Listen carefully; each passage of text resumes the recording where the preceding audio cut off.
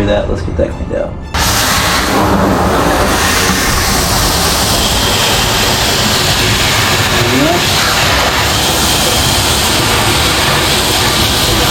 Dragon Mr. Duncan. Ooh, look at that face. Look at that face.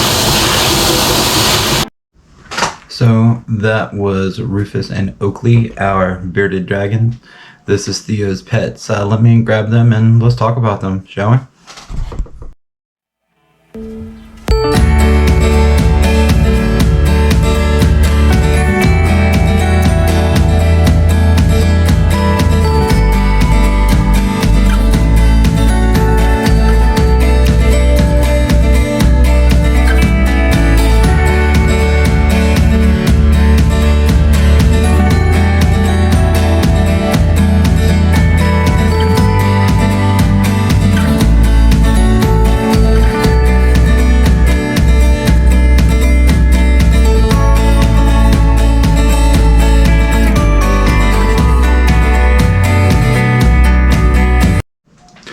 So this is Oakley, the one that I'm sure you saw in the large cabinet case here in the videos before. If you've not seen the videos before, go check them out and meet most of the rest of the collection. There's still a few more videos coming. She's also the one running in the opening here. We got Oak maybe a year and a half, 2 years ago. As a rescue. She was covered in mites. The people that had them were anxious of them. The guy of the couple literally asked me if she was poisonous. So if that tells you anything about the kind of research and whatnot. But regardless, we traded our hamster for this lady. And the hamster is doing awesome, by the way. So we got her demited. She's never actually bit anyone. However, at first, she was a little anxious getting in and out of the enclosure. Once she was out, she was pretty okay. We started off by just, I would just grab her, even though she was fluffing up, put her on my chest. We would actually go lay on the couch. I put a blanket up over to just right at her eyes, and we would just take a nap. And that's how we started building our trusting relationship here. But now she's amazing. The baby can touch her and play with her. She runs across the floor. She's good with the cats. She comes in and out of the enclosure very well. She just doesn't seem to really enjoy our other dragon. Seems to really be the only thing that messes with her, really. Sorry, I had an eyelash in my eye there. Sorry. But anyway, Oak here is, so bearded dragons, they are from Australia, which means that they come from very arid deserts or even subtropical woodlands, which means that upkeep for them is fairly easy, and I will get into that here. So what I mean by fairly easy is for humidity, for example, they need a 20 to 40% humidity in the enclosure. That is super easy to accommodate. That honestly can be accommodated from just substrate, or even if you just have like paper towel or something down, and an enclosure. I mean, really, that's, at least in where I'm at in this climate on the coastline, it's about all it takes to hit that 20 to 40% humidity. My corn snakes need 40% humidity, and they're on aspen with a water dish, and their humidity reads perfect almost 99.9% of the time.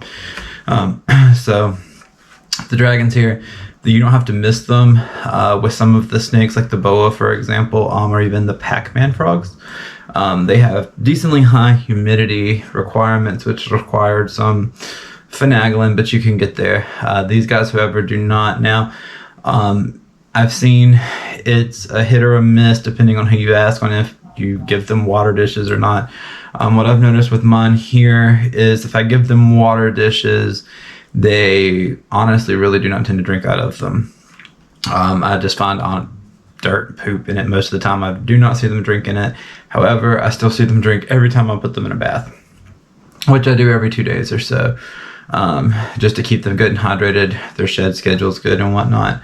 They'll drink water in the bath. Not only that, the bath is actually a form of enrichment as well. So with the bath, I use bath toys, little balls and whatnot. Half the tub is just big enough where they can swim in, which is right above the little ear holes they have there, while the other half, obviously, they can more than keep their ear out of, and she will actually just go rest her head on the back slope of the tub and just lay there. She loves bath time, as does Rufus, the other dragon, which you'll meet here soon.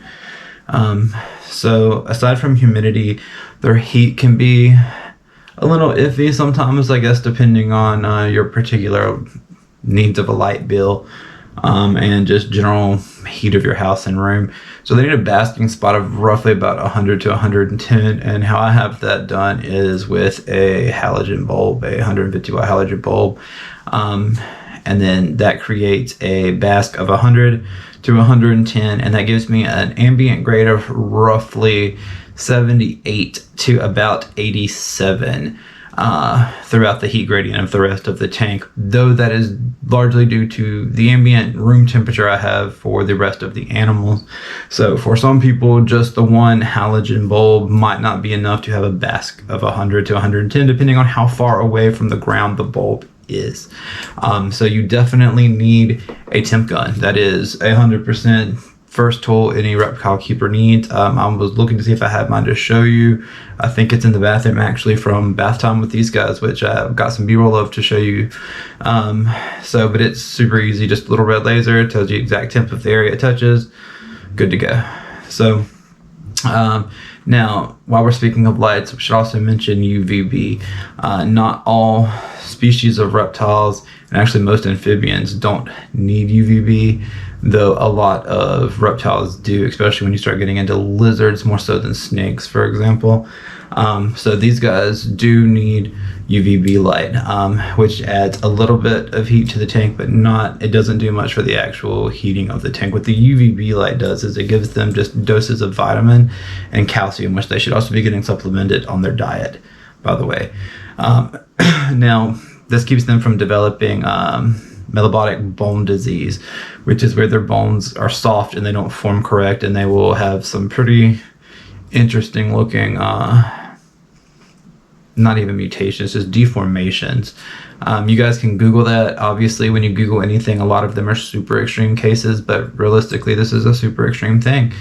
And so UVB is drastically important for these guys. They come from a desert. They're used to a lot of sunlight, which is what this actually replicates for them. It also helps with their lighting cycle, which needs to be 12 hours on, 12 hours off, like daylight, unless we're breeding and brood mating, but that's a different discussion if we want to have that discussion later. So I did touch on the calcium powder.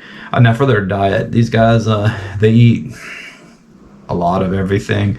I give these guys a lot of mustard greens, blueberries, bananas, apples. You have to skin the apples. They eat strawberries. This one will eat strawberries. Rufus doesn't really care for strawberries too much. Actually, she doesn't really care for grapes that much either, but this one devoured. This one's my garbage disposal. Nothing in the room will eat. She will eat, with the exception of pinky mice. I tried that one time and she did not want the pinky. But once again, we only feed frozen thawed, no live fed rodents here. The only live feeding you will ever see on this channel will specifically be feeder insects. Crickets, night crawlers, superworms, maybe some mealworms here and there, or a hornworm. But aside from that, we don't live feed. And the animals we do feed these bugs to, like the Pac-Man frogs. I have a small Pac-Man frog, for example. We clip the heads off the supers before they get them, but we'll talk about all that in another video. So now you need a good ratio with their diet here of fruits and vegetables, leafy greens, as well as insects. Now, if you only feed them crickets in the beginning, that's pretty much all they'll want. They will try to live their whole life off of just crickets. I do not suggest doing that. They definitely need the varying diet, the switching up of the vitamins, whatnot, supplementing all of this with calcium powder. I actually do also feed them this buffet blend for an extra vitamin boost. So they'll get this probably once or twice a week, and I'll actually give them some dehydrated mealworms mixed with this. I'll see, I think I actually have that in her bowl now. I can give you a shot of that here in a bit. Yeah, so mealworms, calcium powder, buffet diet, leafy greens, fruits and vegetables. Yeah, I mean, like I said, they can't eat pinky mice. Mine don't. The biggest thing is making sure that they're getting a rotation in there so that they're getting all the vitamins and nutrients and whatnot that they need. If you're just feeding them the gut-loaded crickets, that's a good staple, I guess, but they definitely need fruits and vegetables because that's actually where they get a lot of their water. You will not really see these guys drink too much. Like I said, you can see them drink in the bath sometimes. Even that's not a consistent thing.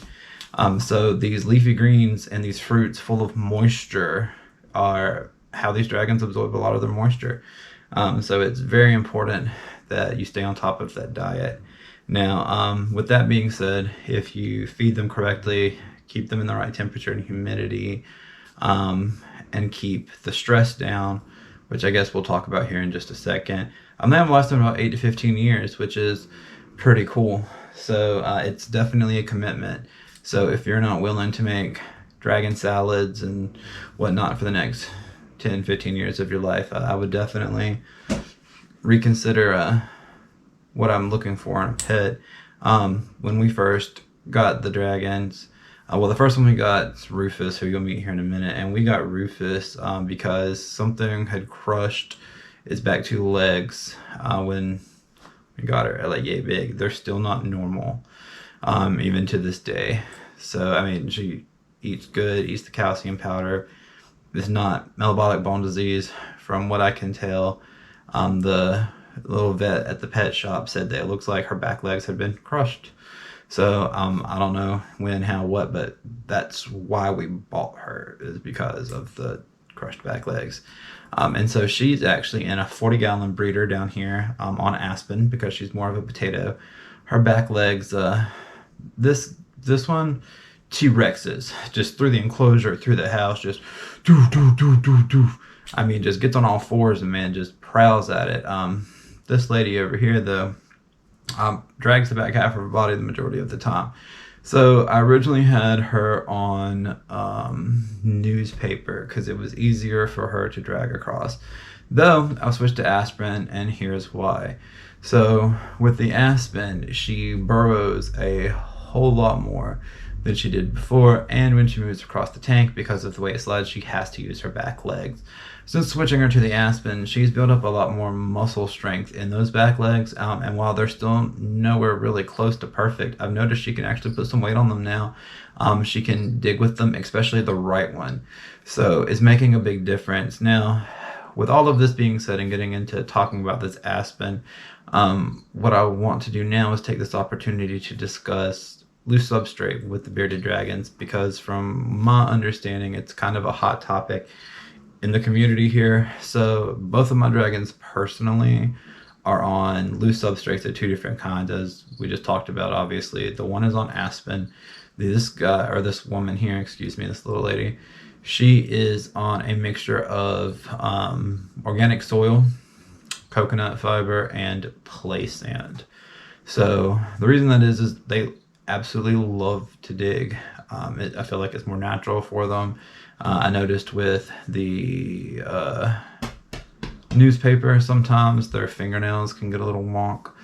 And so realistically, both of them love to dig, love the loose substrate. So that leads me to a few points I guess we should discuss. First off, I know most of the time when you go read, look, see bearded dragon things, they tell you no loose substrate, unless you go to Petco or PetSmart, which tell you sand or calcium sand, which is also a no on its own. Just stay away from that. They're just trying to sell you that.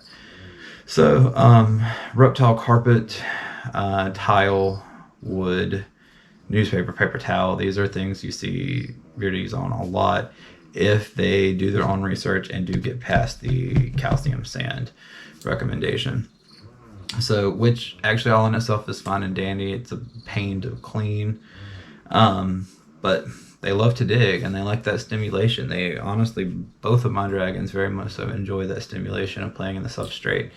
And so the biggest thing with the loose substrate and why people say to stay away from it is impactment. And what that is where the dragons here, because they're not the most graceful when they eat, they will get some of that sand or dirt or whatever you have them on into their mouths off of whatever it is that they're eating, and then it will clog them up and they will have trouble pooping is the best way to describe it. I mean, everybody poops. Let's just talk about it, all right?